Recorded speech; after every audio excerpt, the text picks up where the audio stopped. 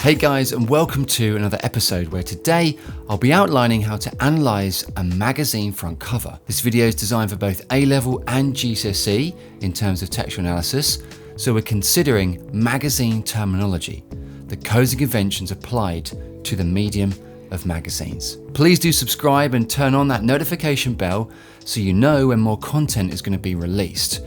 I hope you find this video useful. And please, as always, any questions, pop them below into the comments or message me and I'll try to get back to you. Magazines, like many media, are designed to be a medium which is enjoyed by a wide array of audiences. But they're designed with particular audiences in mind. Magazines are made up of many conventions, those expected codes, that media terminology, in their technical makeup. And in this episode, we'll be breaking down how magazines are created to appeal to their target audience. I've made a resource sheet which you can use to help you analyse magazines, and you can find it in the description below. Do print yourself a copy or keep the PDF for when analysing magazines, as it does contain all of that useful key terminology. I'm modelling the example here today with a very well-known mainstream magazine titled What Hi-Fi. So let's jump in. We begin by noticing firstly the top section of the magazine. Now this is typical in its design as it gives over the first 1 to 2 inches from the very top, and this is called the masthead. Now this is another word for title, but it is iconic to the brand and will be used upon every single edition. Consider very well-known brands of magazines such as GQ, Vogue, National Geographic, which all have the same masthead every time. They might change the masthead colours, or sometimes on purpose, but their house style, their consistent use of typography, colour, layout, is typically always the same. When magazines are laid out upon the shelves in shops, they're typically layered upon one another, or side by side, showing the left, leaving the masthead to always be seen and recognised. I can demo this to you now. We notice with Empire and Total Film magazine, you'd usually lay them kind of like that. So you can still see that top 2 inches, that iconic masthead section. Although it might be covering the remainder of the magazine, the masthead section is still visible.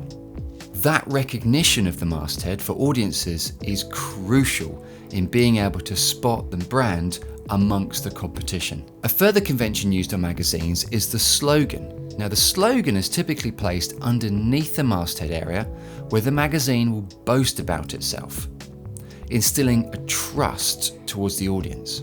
To be able to say the UK's #1 fashion magazine or the most read magazine for all things DIY, that gives your reader confidence in that product.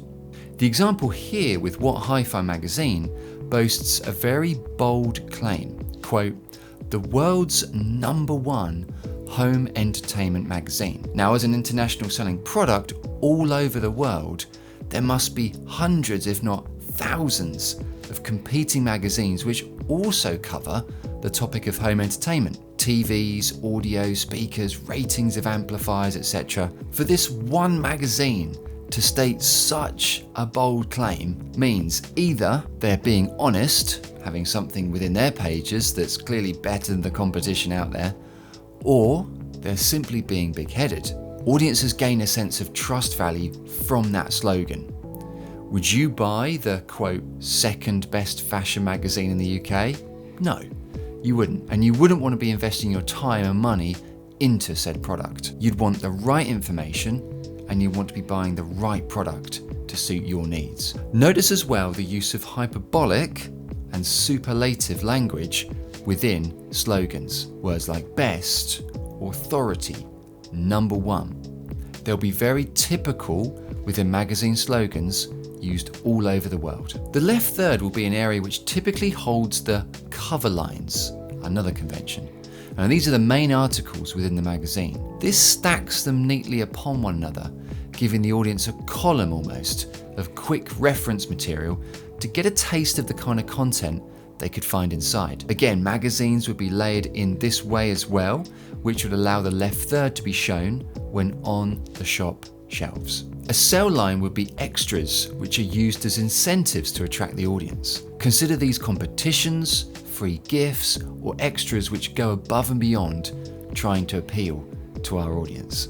Direct address has always been a very important convention of magazines, as it typically uses language which speaks to the audience themselves. Making it personal by using words such as you and your, the audience connects or relates to this idea, believing it is personal to them. Quote, your best summer fashion, or the only headphones you will need, certainly creates a trust factor that the author knows what they're talking about.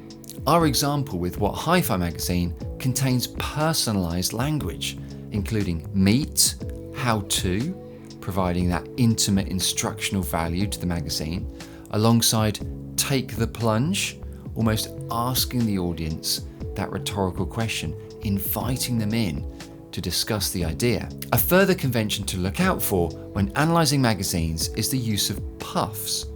Now, these are typically colour blocks or graphics used to contain promotional phrases, often again using hyperbole, to help sell the magazine. Examples upon our magazine include exclusive test, mega test, and win. What Hi-Fi also uses red as the puff block colour, as this is in keeping with the house style, being used already within the masthead area. So as you can see from this example in What Hi-Fi magazine, the conventions used to construct such a product have really useful purposes and look to attract audiences in different ways. You might find that some magazines use more or less of these conventions, especially if the magazine is a subscriber edition, which will be typically image heavy with very little text upon it to help not detract from that main image. Here as an example is a subscriber edition of Empire magazine, and you'll notice that it's simply the main image, masthead, and a strapline above the top to give the context, Suicide Squad. There is very little else on this magazine, and it looks nice. It's a lovely, hence the term, subscribers edition, a keepsake. Notice when analysing all magazines that they will have the very strict use of colour, typography and layout, their house style. Alongside this type of discourse they stick to, is it informal or chatty in its language? Is it more technical or serious, the discourse? Guys, I hope this episode has been useful to you, and if you're wishing to check out more content about typography or anchorage, have a look at these two videos. Now until next time, thanks for watching, stay safe, take care.